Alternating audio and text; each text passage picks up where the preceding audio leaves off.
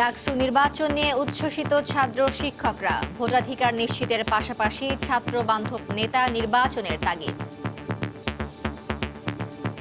সুন্দর নেতৃত্ব সৃষ্টি হোক। আমরা চাই আমাদের ছাত্রদের কাছে নেতৃত্ব ফিরে আসুক। দাবি দাওয়াগুলো বিশ্ববিদ্যালয় প্রশাসনের কাছে তুলে ধরবে। সব ছাত্র সংগঠনের সহাবস্থান ও ছাত্র শিবির যেন সুযোগ না পায়, দাবি সাবেক নেতাদের।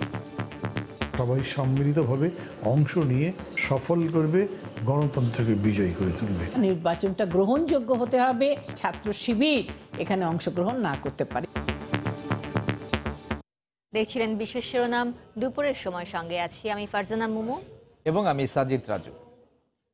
এবার অন্যান্য শীর্ষ সংবাদ। 11 লাখ রোহিঙ্গাকে আশ্রয় দিয়ে মানবিক সহায়তার উজ্জ্বল দৃষ্টান্ত স্থাপন করেছে বাংলাদেশ, ঢাকায় আন্তর্জাতিক সম্মেলনে প্রধানমন্ত্রী। তারেক রহমানের সঙ্গে কথা বলে ডিএনসিসি উপনির্বাচনের সিদ্ধান্ত জানালেন ফখরুল। বিএনপি না এলেও প্রতিদ্বন্দ্বিতাপূর্ণ নির্বাচন হবে বললেন ওবায়দুল কাদের। ঢাকা উত্তর সিটি কর্পোরেশন উপনির্বাচনে ইভিএম ব্যবহারের পরামর্শ বিশেষজ্ঞদের, বিচক্ষণতার সঙ্গে যোগ্য প্রার্থী বাছাইয়ে রাজনৈতিক দলগুলোর প্রতি আহ্বান।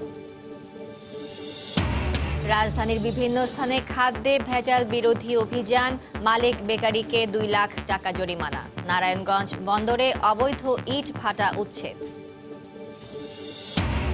এবং আবহাওয়া অনুকূলে থাকায় দেশে 8 কোটি কেজি ছাড়িয়েছে চা উৎপাদন, সেচ যন্ত্র সহ চা সামগ্রী আমদানিতে সহায়তা বাড়ালে হতে পারে দ্বিগুণ।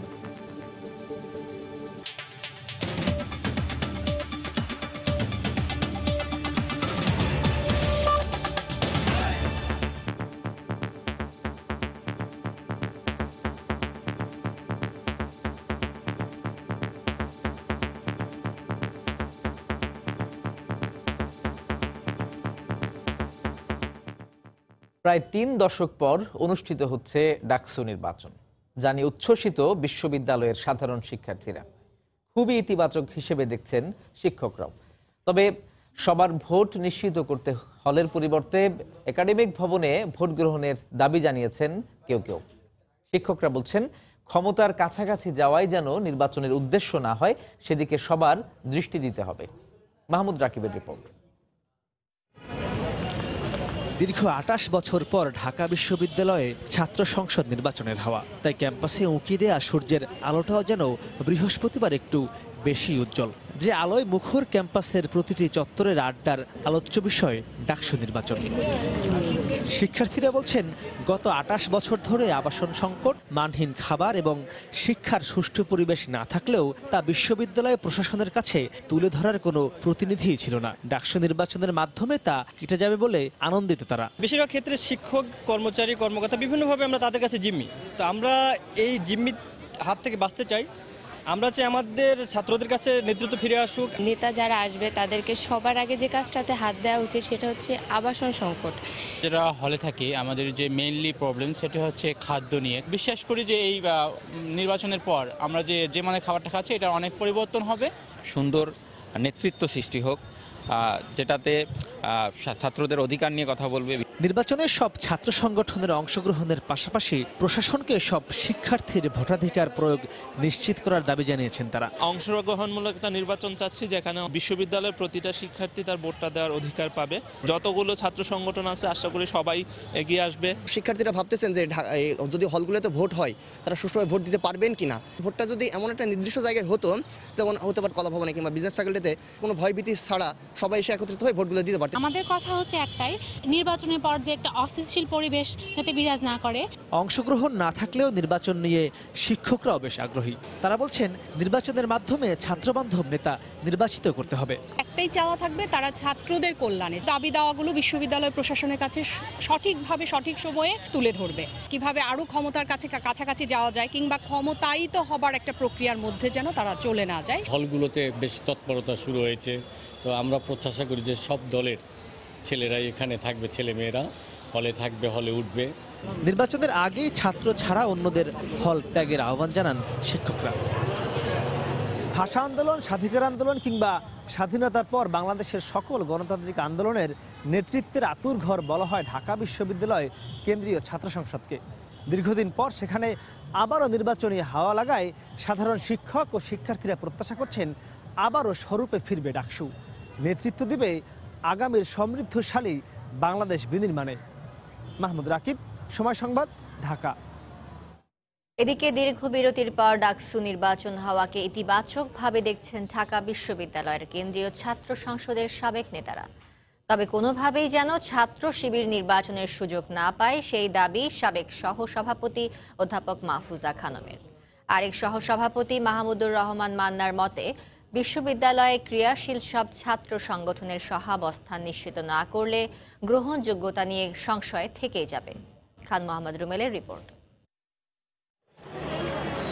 ঢাকা বিশ্ববিদ্যালয় কেন্দ্রীয় ছাত্র সংসদকে বলা হতো বাংলাদেশের দ্বিতীয় সংসদ। গেল প্রায় 3 দশকে 5 বার উদ্যোগ নেওয়া হলেও নানা কারণেই হয়নি নির্বাচন। অবশেষে সমাবর্তনে বিশ্ববিদ্যালয়ের আচার্যের নির্বাচন অনুষ্ঠানের তাগিদ এবং সবশেষ আদালতের নির্দেশনা নানা বাঁক পেরিয়ে ঘোষিত হলো নির্বাচনের তারিখ। দেরিতে হলেও নির্বাচন অনুষ্ঠানকে স্বাগত জানালেন সাবেক ডাকসু নেতারা।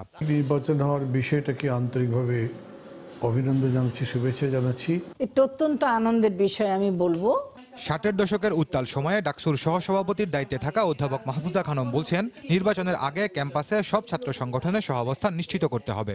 আর এই সুযোগে স্বাধীনতা বিরোধী কোনো শক্তি যেন ক্যাম্পাসে প্রভাব বিস্তার করতে না পারে সেদিকে নজর রাখার তাগিদ তার। শুধু পজিটিভ হলেই হবে না, নির্বাচনটা গ্রহণযোগ্য হতে হবে। অনেকগুলো ছাত্র সংগঠন রয়েছে, সরকারের আজকে যারা তারা আছে, বিপক্ষে যারা আছে। এখানে একটি কথা আমি বলতে চাই, এটা আমার আকাঙ্ক্ষা যেন ছাত্র শিবির এখানে অংশগ্রহণ না করতে পারে। ডাকসুর আরেক সাবেক সহসভাপতি মাহমুদুর রহমান মান্না বলছেন, ছাত্রদের একটি অংশের দাবি ছিল আবাসিক হলের বাইরে ভোট কেন্দ্র করার। সেই দাবি না মিটিয়ে নির্বাচন কতটা গ্রহণযোগ্য হবে তা নিয়ে সংশয় রয়েছে।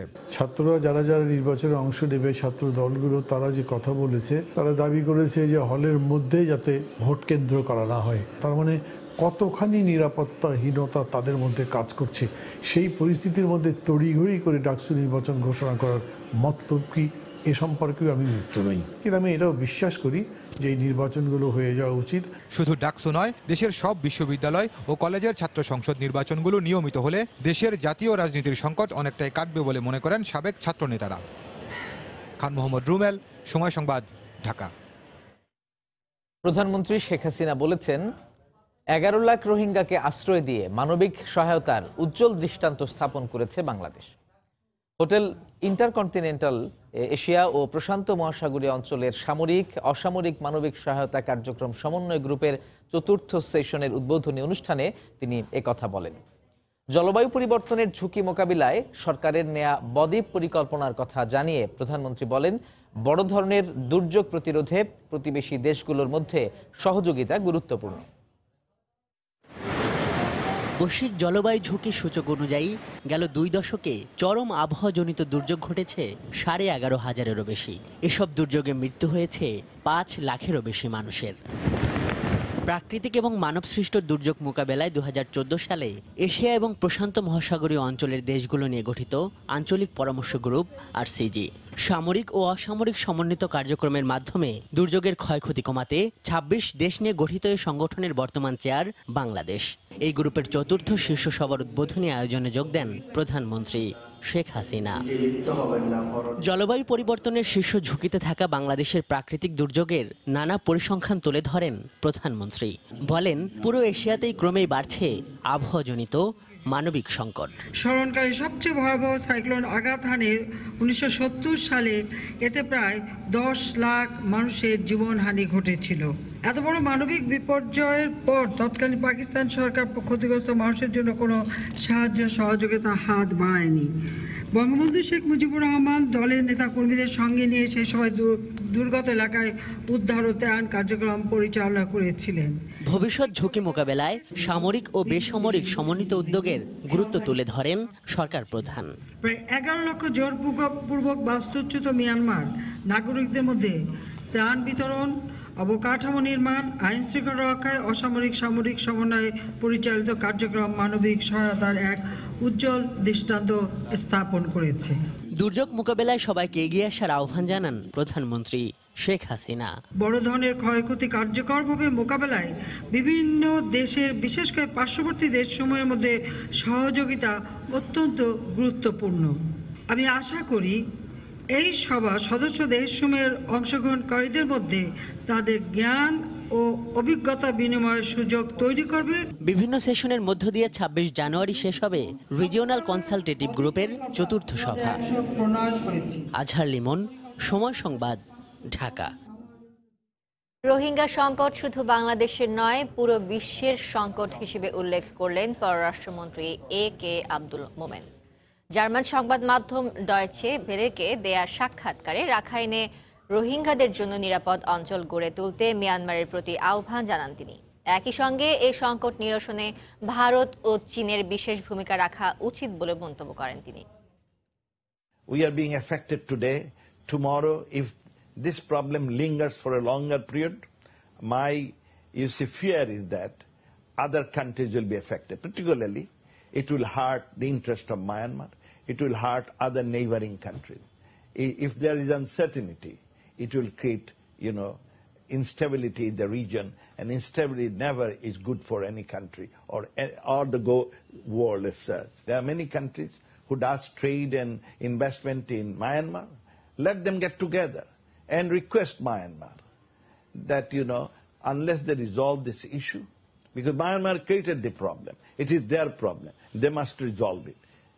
If they resolve it, it is good for them, good their future.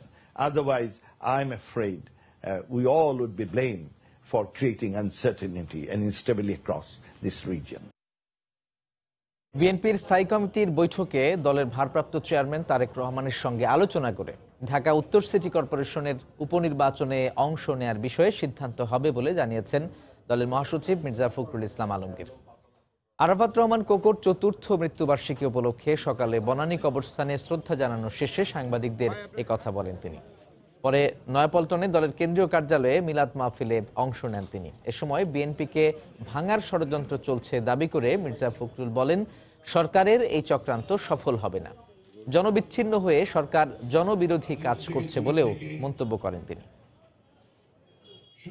জনাব আরাফাত রহমান কোকো রাজনীতির সঙ্গে সম্পৃক্ত ছিলেন না, তিনি খেলাধুলার সঙ্গেই অত্যন্ত ওতপ্রোতভাবে জড়িত ছিলেন। বিশেষ করে বাংলাদেশের ক্রিকেটের আজকে যে উন্নয়ন হয়েছে, এখানে তার অবদান অত্যন্ত উল্লেখযোগ্য। আমরা সব শুনেছি, আমরা এটা নিয়ে আলোচনা করবো। আজকে আমাদের স্ট্যান্ডিং কমিটির মিটিং আছে, সেই মিটিংয়ে আমরা আলোচনা করে সিদ্ধান্ত আমাদের অ্যাক্টিং চেয়ারপারসনের সঙ্গে কথা বলে আমরা সিদ্ধান্ত নেব। বিএনপি অংশ না নিলেও ঢাকা উত্তর সিটি কর্পোরেশন ও উপজেলা নির্বাচনে প্রতিদ্বন্দ্বিতা পূর্ণ হবে বলে মন্তব্য করেছেন আওয়ামী লীগের সাধারণ সম্পাদক ওবায়দুল কাদের। দুপুরে রাজধানীর হোটেল রেডিসন ব্লুতে এক চুক্তি স্বাক্ষর অনুষ্ঠান শেষে সাংবাদিকদের একথা বলেন তিনি। নির্বাচনে অংশ নিতে বিএনপি ছাড়াও অনেক দল মাঠে রয়েছে বলে মন্তব্য করেন ওবায়দুল কাদের। কোন দলের জন্য বিএনপি ভাঙবে? আমাদের কোনো প্রয়োজন নেই বিএনপিকে ভেঙে ফেলা, কারণ বিএনপি ঐক্যবদ্ধ থাকলে, অপোজিশন স্ট্রং থাকলে গণতন্ত্রের স্বাস্থ্যের জন্য এটা ভালো। অনেক প্রতিদ্বন্দ্বী থাকবে বিএনপির জন্য নির্বাচনও থেমে থাকবে না, প্রতিদ্বন্দ্বিতার লোকও থাকবে, প্রতিদ্বন্দ্বীবিহীন নির্বাচন হবে না। ঢাকা উত্তর সিটি কর্পোরেশনের উপনির্বাচনে ইভিএম ব্যবহারের পরামর্শ বিশেষজ্ঞদের। তা সম্ভব না হলে ভোটের দিন কেন্দ্রে কেন্দ্রে ব্যালট পেপার পাঠানোর পক্ষে মত তাদের। তারা বলছেন এতে নির্বাচনের গ্রহণযোগ্যতা বাড়বে। মাত্র 1 বছরের জন্য এই পদের নির্বাচনে যোগ্য প্রার্থী বাছাইয়েও রাজনৈতিক দলগুলোর বিচক্ষণতার উপর গুরুত্ব দিচ্ছেন তারা। রাশেদ লিমনের রিপোর্ট। জাতীয় নির্বাচনের ডামাডোল শেষ হতে না হতেই ঢাকা উত্তরের উপনির্বাচনের তফসিল দিল নির্বাচন কমিশন।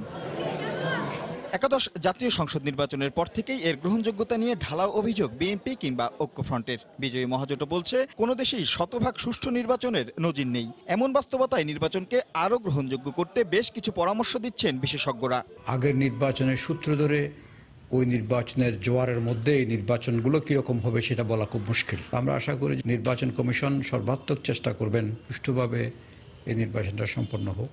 যদি পেপার ইউজ হয়, ব্যালট পেপার সকালে কেন্দ্রে পাঠানো হোক, প্রয়োজনে 9টা 5টা হতে পারে। আমি মনে করি 100% ইভিএম এখানে ব্যবহার করতে পারে যদি ইলেকশন কমিশন চায়। সেই ক্ষেত্রে নিজেদের অবজারভার দিতে হবে। প্রয়োজনে আরপিও মোতাবেক তাদেরকে ম্যাজিস্ট্রেসি পাওয়ারও দেওয়া যেতে পারে। আর ভোটারদের ভরসা আদায় করতে প্রতীকের এই নির্বাচনে প্রার্থী বাছাই সতর্ক থাকতে রাজনৈতিক দলগুলোর প্রতি আহ্বান তাদের। এখানে প্রয়োজন হচ্ছে এনার্জেটিক, ইনোভেটিভ, সেই সাথে যে কাজ চলছিল সেগুলোর ধারাবাহিকতা। দক্ষ, নিবেদিত প্রাণ, সৎ মেয়র যদি নির্বাচিত হয় নগরের পরিবর্তনে অনেক কাজ করতে পারে। এদিকে দীর্ঘ বিরতির পর নগরপিতার নির্বাচন নিয়ে আগ্রহের কমতি নেই ভোটারদের মাঝেও। তারা চায় সবার অংশগ্রহণে একটি সুষ্ঠু নির্বাচন। আমাদের তাদের কাছে কাম্য হচ্ছে যে পরিচ্ছন্ন নগরী, যানজটমুক্ত নগরী। ঢাকা শহর থেকে সন্ত্রাসী নির্মূল করতে হবে। আমরা যারা আছি আমরা যাতে নিশ্চিন্তে চলাফেরা করতে পারি। সুষ্ঠু, অবাধ এবং অংশগ্রহণমূলক সকল অংশগ্রহণমূলক নির্বাচন হবে। ঢাকা উত্তরের প্রথম মেয়র আনিসুল হকের মৃত্যুতে শূন্য হয় সিটি কর্পোরেশনের মেয়র পদ। যদিও খুব বেশি সময় হাতে থাকবে না 28 ফেব্রুয়ারির এই উপনির্বাচনে নির্বাচিত মেয়রের হাতে, তারপরও সাধারণ মানুষের প্রত্যাশা স্বল্প সময়ে তাদের সমস্যাগুলো দ্রুত চিহ্নিত করে তা অগ্রাধিকার ভিত্তিতে সমাধান করতে পারবে এমন একজনকেই নগরপিতা হিসেবে বেছে নেবেন তারা।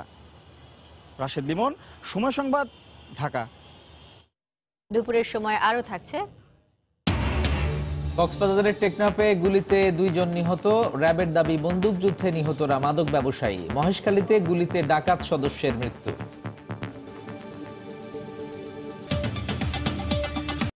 রাজধানীতে 10ম দিনের মতো চলছে ঢাকা মেট্রোপলিটন পুলিশের ট্রাফিক শৃঙ্খলা পক্ষ।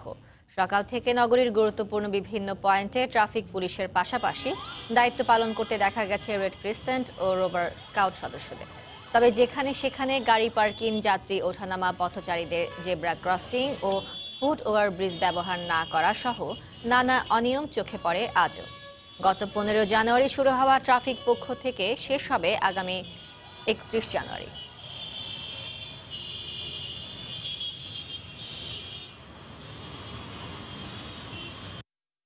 শৃঙ্খলা মেনে আসতে পারতাম। এই সময় সিগন্যাল ছিল তো এখানে, এই সিগন্যালটা পাওয়া খুব টাফ। ঠিক আছে, দেখা যায় পথচারীদের জন্য যে আলাদাভাবে সিগন্যাল দেয় সেটা করে না। এমনি শৃঙ্খলা আসা ভালো, কিন্তু গাড়ি কমিয়ে দেওয়ার কারণে আমাদের যাতায়াতে খুব কষ্ট হচ্ছে। এজন্য কাগজপাতি দেখে গাড়ির মান বাড়ানো এবং গাড়ি বাড়ানো উচিত। এত কষ্ট করে আমরা যে হাঁটে আসছি, কিন্তু সপ্তাহ হচ্ছে এটা ঠিক ভালো কথা, কিন্তু আমরা তো এর সুফল কোনো পাচ্ছি না। বাংলাদেশের জনগণের সচেতনতাই আমাদের হলো প্রধান কাম্য। তারা যদি সচেতন হয়, তারা যদি ঠিকমতো ট্রাফিক আইন মেনে চলে বা ট্রাফিক আইনের প্রতি শ্রদ্ধাশীল হয়, অবশ্যই আমাদের এই ট্রাফিক পক্ষ বা শৃঙ্খলা পক্ষ এগুলো অবশ্যই বাস্তবায়ন হবে। খাদ্যে ভেজাল নির্মূলের আগ পর্যন্ত সব সেবা সংস্থাকে অভিযান অব্যাহত রাখার নির্দেশ দিয়েছেন ঢাকা দক্ষিণ সিটি কর্পোরেশনের মেয়র সাইদ খোকন। একই দিন রাজধানীর বেইলি রোড ও আজিমপুর সহ কয়েকটি স্থানে খাবার তৈরির কারখানা ও রেস্টুরেন্টে ভেজাল বিরোধী অভিযান চালায় বিভিন্ন সেবা সংস্থা। দুপুরে আজিমপুরে ভেজাল বিরোধী অভিযান চালায় বাংলাদেশ নিরাপদ খাদ্য অধিদপ্তর। নিম্নমানের উপাদান দিয়ে তৈরি রুটি ও অস্বাস্থ্যকর পরিবেশের কারণে মালিক বেকারিকে 2 লাখ টাকা জরিমানা করেন ভ্রাম্যমাণ আদালত। এদিকে রাজধানীর বেইলি রোডে ঢাকা দক্ষিণ সিটি কর্পোরেশনের পক্ষ থেকে ভেজাল বিরোধী অভিযানের উদ্বোধন করেন মেয়র সাইদ খোকন। বেশ কিছু রেস্টুরেন্টে খাবার তৈরির পরিবেশ পর্যবেক্ষণ করেন তিনি। এর আগে গণমাধ্যম কর্মীদের সঙ্গে কথা বলেন মেয়র।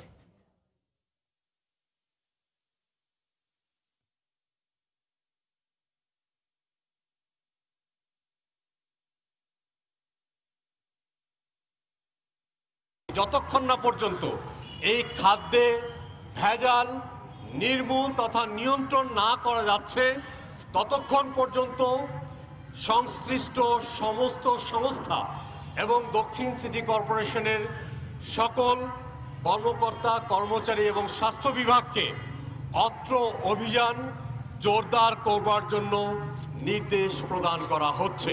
ফ্লেভার এবং জেল পাওয়া যায়, তার ক্ষেত্রে লেবেলিংয়ের কিছু শর্ত ভঙ্গ হয়েছে এবং আমরা চালান দেখতে চাইলাম উনি কোথা থেকে ক্রয় করেছেন সে বিষয়ে উনি সদুত্তর দিতে পারেননি এবং কোনো চালান প্রদর্শন করতে পারেননি।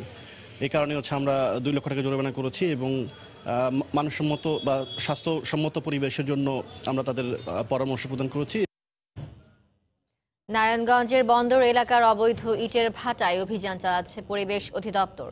নিয়ম না মেনে ভাটা করায় মালিকদের বিরুদ্ধে ব্যবস্থা নেওয়া হচ্ছে বলে জানানো হয়েছে। এরই মধ্যে 3 ইট ভাটাকে সিলগালা করে 8 লাখ টাকা জরিমানা করেছে পরিবেশ অধিদপ্তরের ভ্রাম্যমাণ আদালত। সেখানে আছে নাজমুস সালেহী, বিস্তারিত জানতে সরাসরি চলে যাচ্ছি তার কাছে। নাজমুস,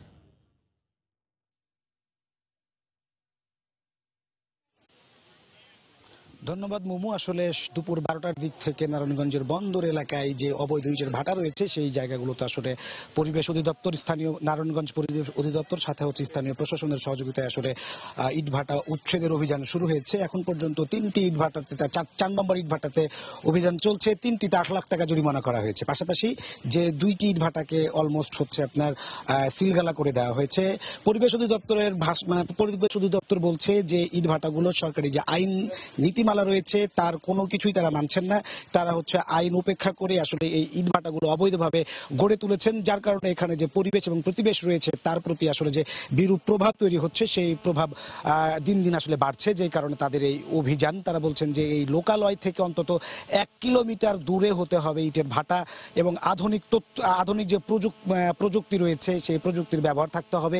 ধোয়া যাতে সুন্দরভাবে এবং ভালোভাবে পরিবেশের বিপর্যয় না করতে পারে সেই জন্য তারা হচ্ছে অতি উন্নত মানের চিমনির কথা বলছেন, কিন্তু এই ইটভাটাগুলো আসলে তার কোনো কিছুই মেনে আসলে গড়ে ওঠেনি, যে কারণে তাদের বিরুদ্ধে তাদের অভিযোগ চলছে। তো এই জেলা প্রশাসক নারায়ণগঞ্জ পরিবেশ অধিদপ্তর থেকে আসলে আমরা যেটা জানতে পেরেছি, তারা বলছেন যে নারায়ণগঞ্জে প্রায় 400 মতো হচ্ছে ইটের ভাটা রয়েছে, যার 2 শতাধিক হচ্ছে এরকম অবৈধ। শুধুমাত্র এই বন্দর উপজেলাতেই আছে হচ্ছে 27টি ইটের ভাটা, যার 25টি আসলে হচ্ছে যে অবৈধ। এবং এখানে যে কয়লা দিয়ে ইট পোড়ানোর কথা ছিল সে আসলে কয়লা দিয়ে পোড়ানো হচ্ছে না, অনেকে খড়ি ব্যবহার করছেন। পাশাপাশি যে এখানে যে রাস্তাগুলো রয়েছে রাস্তা থেকে 1 কিলোমিটার দূরে যে ইটের ভাটা হওয়ার কথা তারা আসলে সেই আইন মানেননি। অর্থাৎ 1 কিলোমিটারের এই অঞ্চলে পুরো মানুষের লোকালয় রয়েছে, বসতি রয়েছে, সমস্ত কিছুর প্রতি যে বিরূপ প্রভাব পড়েছে। স্থানীয় লোকজন বলছেন তাদের কৃষির ক্ষেত্রে এই ইটের ভাটার কারণে বিরূপ প্রতিক্রিয়া সৃষ্টি হয়েছে। তারা আগে যে ধরনের ফসল উৎপাদন করতেন বা ফসল যে পরিমাণ হতো তার আসলে কোনো কিছু আসলে হচ্ছে না। অর্থাৎ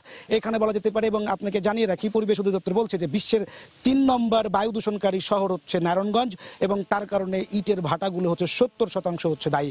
এই যখন অবস্থা তখন তারা বলছেন শুধুমাত্র আজকের দিনে নয়, পরিবেশ এবং প্রতিবেশ মানুষের জীবন যাপনের জন্য উপযোগী করে গড়ে তুলতে আসলে বাকি ইটের ভাটাগুলোর বিরুদ্ধেই পর্যায়ক্রমে তারা হচ্ছে অভিযান চালাবেন। তো এই ছিল আমার কাছে নারায়ণগঞ্জের বন্দর এলাকা থেকে ইট ভাটার বিরুদ্ধে অভিযানের সর্বশেষ খবর।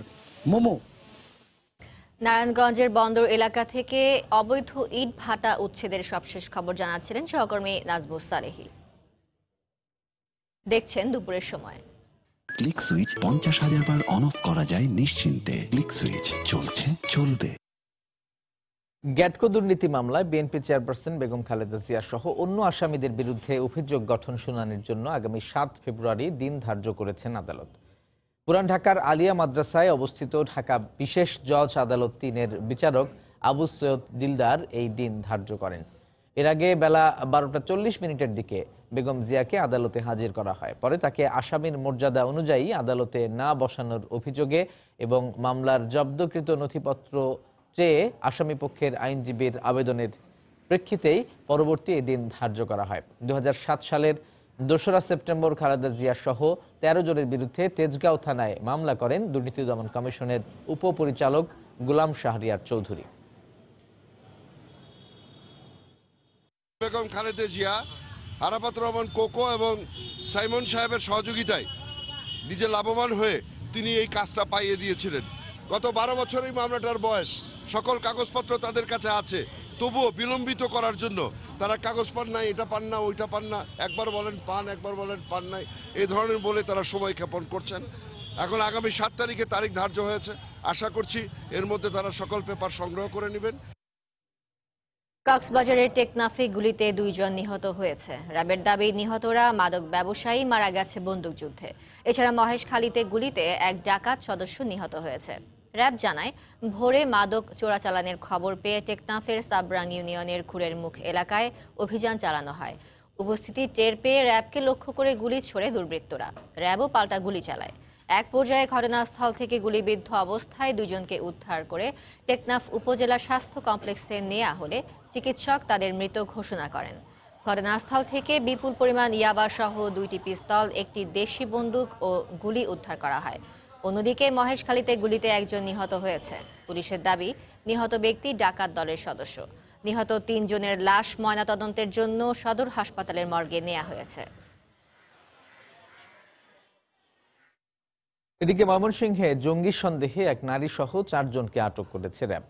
সকালে র্যাব 14 কার্যালয়ে সংবাদ সম্মেলনে অধিনায়ক লেফটেন্যান্ট কর্নেল ইফতেখার উদ্দিন জানান, গত রাতে বিদ্যাগঞ্জ রেলওয়ে স্টেশন এলাকা থেকে তাদের আটক করা হয়। আটক সিয়াম আল মাহমুদ, নাসরিন আক্তার, শাহিন ইসলাম ও শাখাওয়াত করিম জেএমবির সক্রিয় সদস্য বলে জানান তিনি। তারা ফেসবুক ও ইউটিউব সহ সামাজিক যোগাযোগ মাধ্যম ব্যবহার করে জঙ্গি তৎপরতা চালিয়ে আসছিল বলেও জানায় র্যাব।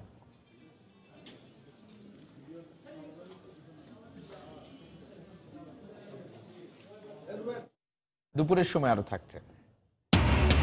ফারাক্কা ব্রিজ সংস্কারে ভারী যান চলাচলে নিষেধাজ্ঞা। হিলিতে কমেছে আমদানি রফতানি। রাস্তার বেহাল দশায় সাতক্ষীরা বন্দর ব্যবহারে আগ্রহ হারাচ্ছেন আমদানিকারকরা। রংপুরের গঙ্গাচড়া ও সদর উপজেলায় তিস্তা সেচ ক্যানেলের পানিতে তলিয়ে গেছে বোরো ধানের চারা। গত 4 দিন ধরে প্রায় 100 একর জমির চারা তলিয়ে থাকায় পচে যাওয়ার আশঙ্কা করছেন কৃষকরা। এদিকে পানির চাপে সেচ ক্যানেল ভেঙে গেছে বলে জানিয়েছেন নির্বাহী প্রকৌশলী। বীজতলা অনেক গেছে এবং পুকুরের মাছ ভরা বাইরে চলে গেছে, ব্রিজ সম্মুখীন এবং যে সামনে যে দেখা যাচ্ছে এই জিনিসগুলা, এগুলোর মধ্যে এখনো পানি প্রচুর ভরাট এবং কিছু অনাবাদী ফসল যেগুলো আছে যেমন তামাক, এগুলা ক্ষতি হচ্ছে। তামাক বাড়িতে মনে করো পানি ঢুকলে গাছ ঝামড়ি যায়, মরি যায়। আবার ওটা বাতিল যে ভূমিগুলো দোলা, সেলে পানি ঢুকলে একটু টাপ বুড়ে থাকে, ও আগাতে একটু সমস্যা হয়। আর বেসন তো ছোট ছোট, বেসন নষ্ট হয়ে যায়। পানি ভর্তি আর তলে গেছে কেন কেন ওয়াগার মতো ওর তলে যায়, হয় না, ওই জন্য পানিটা বাইকে দিয়েছে। আমাদের এই ক্যানেলের 18 কিলোমিটারে একটি ভাঙনের সৃষ্টি হয়। কৃষকদের ধানের জমিতে কিছু পানি প্রবেশ করেছে, তো আমরা সাইট ভিজিট করি এবং আমরা দেখেছি যে পানি জমিতে খুব বেশি হলেও এটি হয়তো 2-1 দিনের মধ্যে পানি সরে যাবে। আর আমরা ক্যানেলটি মেরামতের উদ্যোগ গ্রহণ করেছি। এই মুহূর্তে রংপুরের গঙ্গাচড়ায় আছেন রিপোর্টার রতন সরকার। বিস্তারিত জানতে সরাসরি চলে যাচ্ছি তার কাছে। রতন, আমরা আসলে আপনি জানেন যে জানিয়েছি যে আজ বেশ কয়েকদিন হলো রংপুর যে তিস্তা সেচ প্রকল্প আছে এটির গঙ্গাচড়া এবং রংপুর সদর উপজেলার 3টি স্পটে এই সেচ ক্যানেলের 3টি স্থান আসলে ভেঙে গেছে, যা দিয়ে পানি ঢুকছে। এখন আমরা জানি যে ভর রবি মৌসুম চলছে, রবি ফসলের নিয়ে ব্যস্ত এই অঞ্চলের মানুষ। সেখানে মূলত এখন বোরো ধান সেটি আসলে এই ধান বীজতলা তৈরির পর তারা আসলে মাঠে মাঠে এখন এই ধান রোপণের বীজ রোপণের কাজ চলছে। এখানে পাশাপাশি যে রবি শস্যের বিভিন্ন আবাদ আছে, আলু, এখানে আমরা জানি যে যদিও নিষিদ্ধ তারপরও ব্যাপক পরিমাণে আসলে তামাকের আবাদ হয়। এই যে ক্যানেল থেকে ভেঙে যাবার ক্যানেলগুলো ভেঙে যাওয়ার ফলে যে আবাদি জমিগুলোতে যে পানি ঢুকে পড়েছে, এখানে মূলত যে জমিতে এখন এত বেশি পরিমাণ পানি চলে গেছে, যার কারণে কিন্তু ধান বীজের যে বীজগুলো রোপণ করা হচ্ছে খেতে, এটি কিন্তু আসলে একটু 3-4 দিন ধরে পানি থাকার কারণে রোপিত বীজ কিন্তু আসলে নষ্ট হবার উপক্রম হয়েছে। ইতোমধ্যে আমরা দেখেছি যে তামাকের ক্ষেত, এটি কিন্তু এই সময়ে তামাকের ক্ষেতে কিছু পানি লাগলেও, পানির প্রয়োজন থাকলেও যে পরিমাণে পানি আসলে জমিগুলোতে চলে গেছে, এটি কিন্তু একটি ক্ষতির কারণ হয়ে দাঁড়িয়েছে, কৃষকরা আমাদের জানিয়েছেন। তো আমরা আজকে সকাল থেকেই এই এলাকাগুলোতে যে তিস্তা সেচ প্রকল্প যে এলাকাগুলো রয়েছে, আমরা বেশ কিছু এলাকায় ঘুরেছি। এখানে কৃষকদের সঙ্গে কথা বলে যে বিষয়টি জানা গেছে যে দীর্ঘদিন থেকে এই অঞ্চলটি, বিশেষ করে রংপুর সেচ ক্যানেলের আশেপাশে যে এলাকাগুলো রয়েছে, এসবে কিন্তু গত 8 বছর থেকে পানি দেয়া হয়নি। এবারই প্রথম কিছু মাত্রায় পানি দেয়া হচ্ছে। তো দীর্ঘদিন অব্যবহৃত থাকার কারণে এই যে সেচ ক্যানেল আছে, সেকেন্ডারি টার্সিয়ারি ক্যানেল এবং আউটলেটের যে আউটলেটগুলো আছে, সেগুলো আসলে দীর্ঘদিন থেকে অব্যবহারের কারণে আসলে নষ্ট হয়ে গেছে, কিছু কিছু বিধ্বস্ত হয়েছে, যার কারণে কিন্তু আমরা এখানে একটি দেখছি যে জমিতে বেশি মাত্রায় রাস্তায় পানি ঢুকে পড়ার কারণে শ্যালো মেশিন দিয়ে সেই পানি আবার ক্যানেলে ফেরত দিতে হচ্ছে। তো এই ছিল আসলে রংপুর এলাকায় তিস্তা সেচ প্রকল্প নিয়ে গত কয়েকদিন ধরে এই এলাকার কৃষকদের যে বিড়ম্বনা তার খবর। আমরা ফিরছি স্টুডিওতে। মুমু, আপনার কাছে। রংপুরের গঙ্গাচড়া থেকে সবশেষ খবর জানাতে আমাদের সাথে যোগ দিয়েছিলেন রিপোর্টার রতন সরকার। হিলি স্থলবন্দরে আমদানি করা ভারতীয় পণ্য আসে ফারাক্কা ব্রিজের উপর দিয়ে, কিন্তু সম্প্রতি ব্রিজ সংস্কারের কাজ শুরু হওয়ায় ভারত সরকার এ পথে ভারী যান চলাচলে নিষেধাজ্ঞা আরোপ করেছে। এতে আমদানি রফতানি কমে যাওয়ায় ক্ষতিগ্রস্ত হচ্ছেন ব্যবসায়ীরা। কমে গেছে বন্দরের রাজস্ব আদায়ও। হিলি প্রতিনিধি শফিকুল ইসলাম শফিকের পাঠানো তথ্য ও ছবিতে রিপোর্ট। দেশের উত্তরের স্থলবন্দর হিলির সাথে ভারতসহ বাংলাদেশের বিভিন্ন এলাকার সড়ক যোগাযোগ ব্যবস্থা ভালো হওয়ায় আমদানি রপ্তানি কার্যক্রম গেল কয়েক বছর ধরেই বাড়ছে।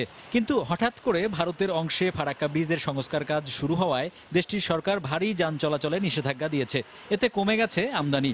এক মাস আগেও এ বন্দরে ভারত থেকে প্রতিদিন গড়ে 2 শতাধিক পণ্যবাহী ট্রাক প্রবেশ করলেও তা বর্তমানে নেমে এসেছে 60 থেকে 65-তে। আমাদের এই 10 চাকা 14 চাকা গাড়িগুলো আসতে পারতেছে না, এই জন্য 6 চাকা গাড়িতে আনতে হচ্ছে, এক গাড়ির মাল 3 গাড়িতে আনতে হচ্ছে। এই কারণে আমাদের অনেক খরচ বৃদ্ধি পেয়েছে। আর এই খরচ বৃদ্ধি পাওয়ার কারণে আমাদের পাথরের দাম 250 থেকে 300 টাকা পার টনে বেড়ে গেছে। আমদানি রপ্তানি কমে যাওয়ায় অনেকটা বেকার হয়ে পড়েছেন স্থলবন্দরে কাজ করা শ্রমিক ও C&F কর্মীরা। হিলিপোর্টে আগে আমার ভালোই গাড়ি ঢুকতেছিল, এখন গাড়ি কম ঢোকে, এতে আমাদের কামাই কাজ খুব কম। হঠাৎ করে পাথর কমে যাওয়াতে বাংলা গাড়ি কমে গেছে, ইন্ডিয়ান গাড়ি কমে গেছে, যার কারণে ব্যবসা নাই। মালিক মহাজন ঠিক মতো পয়সা দেয় না। আমরা প্রতি গাড়িতে পার বিলিমিটি অনুযায়ী পয়সা রোজগার করতাম। আমদানি কমে যাওয়ায় কমেছে স্থলবন্দরের রাজস্ব আদায়ও। ভারতে ফারাক্কা ব্রিজ মেরামত হওয়ার কারণে গাড়ি ঘোড়ার সংখ্যাটা কমে গিয়েছে।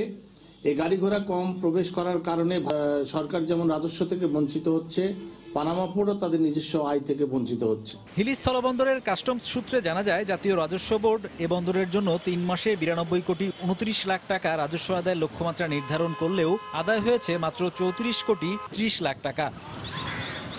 সময় সংবাদ, হিলি। বাংলাদেশের সব বন্দরে আমদানির পর পণ্যের শুল্ক কর পরিশোধ করতে হলেও সাতক্ষীরা বন্দরে আগাম শুল্ক দিতে হয়। অন্যদিকে রাস্তাঘাটের বেহাল দশা, নেই কোনো ট্রাক টার্মিনাল। এতে দিন দিন আমদানিকারকরা এই বন্দর ব্যবহারে আগ্রহ হারাচ্ছেন, ফলে রাজস্ব আদায় হ্রাস পাচ্ছে। অবশ্য বন্দর কর্তৃপক্ষ বলছে ট্রাক টার্মিনালের জন্য জমি অধিগ্রহণের কাজ চলছে। সাতক্ষীরা থেকে মমতাজ আহমেদ বাপির পাঠানো ছবি ও তথ্য নিয়ে রিপোর্ট। 1996 সালের 15 মে সাতক্ষীরার ভোমরা শুল্ক স্টেশনে যাত্রা শুরু হয়। হাঁটি হাঁটি পা পা করে রাজস্ব আদায় 2 কোটি টাকা থেকে 800 কোটি টাকায় উন্নীত হয়েছে। ভারতের কলকাতা থেকে সবচেয়ে কম দূরত্বের এ বন্দরের উজ্জ্বল সম্ভাবনা থাকলেও 23 বছরেও অবকাঠামোগত উন্নয়ন হয়নি। এখানে সরকারি ওয়্যার হাউস থাকার সত্ত্বেও দীর্ঘদিন ওয়্যার হাউসটা বন্ধ হয়ে আছে। স্থলবন্দর কর্তৃপক্ষ কর্তৃক যে সেবা দেওয়া হয়, তাছাড়া আমাদের কাছে বেশি সেবার জন্য অতিরিক্ত চার্জ আদায় করে। সব বন্দরের মতো এখানেও সমান সুযোগ দেওয়া হলে আমদানিকারকদের আগ্রহ বাড়বে বলে মনে করেন এই C&F নেতা। আমদানিকৃত মালামাল কাস্টম কর্তৃপক্ষের ওয়্যার হাউসে রেখে অ্যাসেসমেন্ট করে অ্যাসেসমেন্টের পরে আমরা ডিলটা দিলে আমাদের আমদানিকারকরা উপকৃত হবে। রাজস্ব হ্রাসের কথা স্বীকার করে নতুন অনুমোদিত 35টি পণ্য আমদানি শুরু হলে রাজস্ব ঘাটতি থাকবে না বলে জানান এই কর্মকর্তা। আমদানিকারকরা এই বন্দর দিয়ে আমদানি করলে অবশ্যই আমরা সেটাকে আমাদের রেভিনিউ বাড়বে। অবশ্য সমস্যার সমাধানের আশ্বাস দিয়েছে বন্দর কর্তৃপক্ষ। বন্দর সম্প্রসারণের জন্য বন্দর কর্তৃপক্ষ একটা উন্নয়ন প্রকল্প হাতে নিয়েছে। বিশ্বব্যাংক এবং বাংলাদেশ সরকারের অর্থায়নে অনুমোদিত এই প্রকল্পের কাজ শীঘ্রই হবে। চলতি অর্থ বছরে এ বন্দরের রাজস্ব আদায়ের লক্ষ্যমাত্রা 1084 কোটি টাকা। এ পর্যন্ত 7 মাসে আদায় হয়েছে 525 কোটি টাকা। সময় সংবাদ, সাতক্ষীরা। RFL এর রেইনবো পেইন্টস, জাদুই জানে। রেইনবো পেইন্টস, ছড়াও জীবনের রং। চা উৎপাদনে গত বছর লক্ষ্যমাত্রা অর্জিত না হলেও এবার লক্ষ্যমাত্রা ছাড়িয়ে গেছে। আবহাওয়া অনুকূলে থাকায় এই সফলতা এসেছে। তবে সেচ যন্ত্রসহ চা সামগ্রী আমদানিতে সরকারি সহায়তা বাড়ালে উৎপাদন কয়েক গুণ বাড়বে বলে জানান ব্যবসায়ীরা। জেলা প্রতিনিধি শাহ অলিদুর রহমানকে সঙ্গে নিয়ে আব্দুল আহাদের রিপোর্ট। ক্যামেরায় ছিলেন নওশাদ আহমদ চৌধুরী। দেশের চায়ের রাজধানী শ্রীমঙ্গল উপজেলায় রয়েছে 40টি চা বাগান। চা পাতা তোলার মৌসুম শেষ হয়েছে অক্টোবরে। বাগান এখন রুক্ষ, খুব একটা সবুজের দেখা নেই। চা গাছের উপরের পাতাগুলো কেটে ফেলা হচ্ছে। সবুজ গাছগুলো ধূসর, বৃষ্টি হলেই কুড়ি গজাবে। তারপর আবারও শুরু হবে পাতা তোলার মৌসুম। 150 বছরের চায়ের ইতিহাসে 2016 সালে সর্বোচ্চ 8,50,00,000 কেজি চা উৎপাদন হয়, কিন্তু তার পরের বছরেই উৎপাদন 7,80,00,000 কেজিতে নেমে আসে। তবে এবার ইতোমধ্যে 8 কোটি কেজি চা উৎপাদন হয়েছে। যেসব জায়গায় আগে চা ভালো হতো না, এইসব জায়গায়ও চা লাগাচ্ছে মালিকরা ইরিগেশনের মাধ্যমে। এদিকে পুরনো চা আমরা বদলাচ্ছি, এতে গিয়ে চা উৎপাদন বাড়তেছে। সংশ্লিষ্টরা বলছেন, সেচ যন্ত্র আমদানিতে সরকারি সহায়তার পাশাপাশি কম মূল্যে সার, কীটনাশক সরবরাহ ও ক্লোনিং চা গাছ রোপণ করলে দ্বিগুণ বেড়ে যাবে উৎপাদন। সারকে কম রেটে সাবসিডি দিতে হবে। রেশন আমরা কিনছি গভর্নমেন্ট থেকে, গভর্নমেন্টের রেটে, আর দিচ্ছি আমরা ফ্রি। বুঝুন কত কোটি কোটি টাকা আমাদেরকে দিতে হচ্ছে শ্রমিকদেরকে ফ্রি। এখানে গভর্নমেন্ট থেকে সাহায্য আমাদের প্রয়োজন। স্বাধীনতার সময় দেশে চা বাগানের সংখ্যা ছিল 150টি। তখন 3 কোটি কেজির মতো চা উৎপাদন হতো। বর্তমানে চা বাগানের সংখ্যা দাঁড়িয়েছে 166টিতে। শ্রীমঙ্গলের বেশিরভাগ বাগানে চা গাছের বয়স 50 বছরের কাছাকাছি। এই গাছগুলো কেটে নতুন চারা রোপণ করলে বাড়বে চায়ের উৎপাদন, বলছে চা বোর্ড। আব্দুল আহাদ, সময় সংবাদ, শ্রীমঙ্গল, মৌলভীবাজার। মাঝামাঝি সময়ে এসে জমে উঠতে শুরু করেছে ঢাকা আন্তর্জাতিক বাণিজ্য মেলা। সকাল থেকে মেলায় আসছেন দর্শনার্থীরা, ঘুরে দেখছেন বিভিন্ন স্টল ও প্যাভিলিয়ন, যাচাই বাছাই করছেন পণ্যের দাম ও মান। প্রতিবারের মতো এবারও গৃহস্থালী পণ্যের দোকানগুলোতেই ক্রেতা দর্শনার্থী সমাগম বেশি। বাণিজ্য মেলায় ইস্পাহানি ফুডের মিনি প্যাভিলিয়নে দেখা গেছে দর্শনার্থী সমাগম। বিশেষ করে বিভিন্ন স্বাদের চা কিনতে ক্রেতাদের বাড়তি আগ্রহ চোখে পড়েছে। এদিকে মেলায় ঘুরতে আসা দর্শনার্থীদের জন্য সুপার মম কর্নার রয়েছে, যেখানে ছোট শিশু ও মায়েদের জন্য রাখা হয়েছে বিশেষ সুবিধা। এছাড়া বিভিন্ন স্টল ও প্যাভিলিয়নে চলছে পণ্যে মূল্য ছাড় সহ নানা অফার।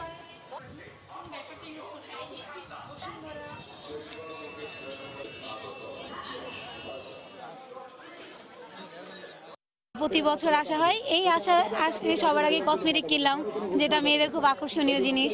বাসার কাছাকাছি সবসময় আসি, মাত্র আসলাম, খুব ভালো লাগছে। বাবা মা পরিবার সাথে আসছি। মেলার অবস্থা খুবই ভালো, আমাদের বিজনেস অবস্থা মাশাআল্লাহ ভালো, আমরা সব দিক দিয়ে সন্তুষ্ট। এখান থেকে ইস্পাহানির চা নিলাম, দেখি আরো কি কি ডিসকাউন্ট আছে।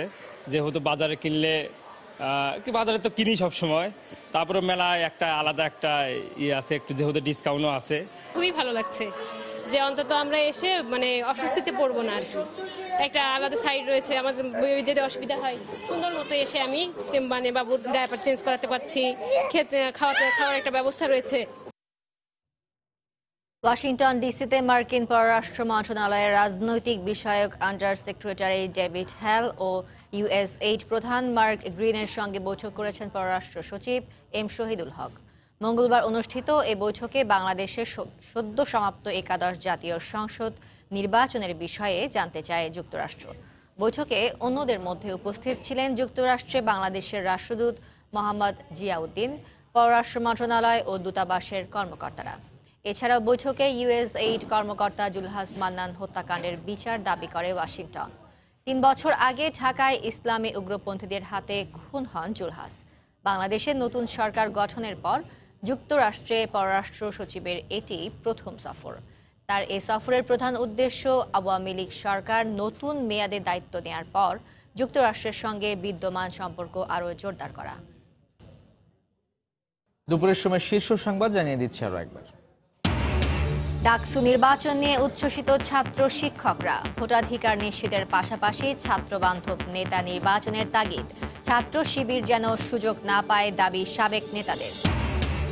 11 লাখ রোহিঙ্গাকে আশ্রয় দিয়ে মানবিক সহায়তার উজ্জ্বল দৃষ্টান্ত স্থাপন করেছে বাংলাদেশ। ঢাকায় আন্তর্জাতিক সম্মেলনে প্রধানমন্ত্রী। তারেক রহমানের সঙ্গে কথা বলে ডিএনসিসি উপনির্বাচনের সিদ্ধান্ত জানালেন ফখরুল। বিএনপি না এলেও প্রতিদ্বন্দ্বিতাপূর্ণ নির্বাচন হবে বললেন ওবায়দুল কাদের। রাজধানীর বিভিন্ন স্থানে খাদ্যে ভেজাল বিরোধী অভিযান। মালিক বেকারিকে 2 লাখ টাকা জরিমানা। নারায়ণগঞ্জের বন্দরে অবৈধ ইটভাটা উচ্ছেদ। এবং আবহাওয়া অনুকূলে থাকায় দেশে 8 কোটি কেজি ছাড়িয়েছে চা উৎপাদন। সেচ যন্ত্রসহ চা সামগ্রী আমদানিতে সহায়তা বাড়ালে হতে পারে দ্বিগুণ। এই ছিল দুপুরের সময়।